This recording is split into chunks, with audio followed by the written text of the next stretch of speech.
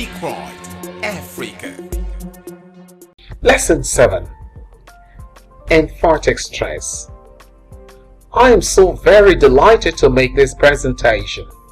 The last time we talked about stress, we emphasized that when we speak, we sometimes want to make certain words or phrases stand out. The words or phrases we emphasize suggest the meaning that we want to convey. Sometimes we emphasize weak words in a sentence because we want them to stand out. Quite too often, though, we make use of emphatic stress when we want to negate a statement. We emphasize the key word or the most important word in its utterance so as to convey the original and intended meaning. Let us consider some examples. A. Did you say you want a phone? B. No, I said I want a prawn. A. Did you say bring a tag? B. No, I said bring a bag. A. Should I sing the song? B. No, I said bring the tongue. A. Did you say the door should be shut? B. No, I said the floor should be hot. Now provide an answer that negates the statement made by A. A. Did you say close the gate? Possible answer. No, I said pose a bait. A. Should I lose the pen? A. Did you say the weather is hot? I'm your speech coach, Chris Orchard. Thanks for being part of this learning experience. Own it, use it. Speak right, Africa.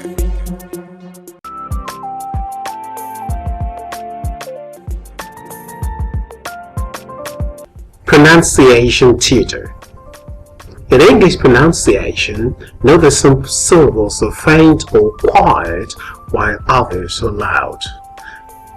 See how this plays out in the following words: current, customer, cut, dock, data, gadget, sachet, affordable, wisdom. Speak right, Africa.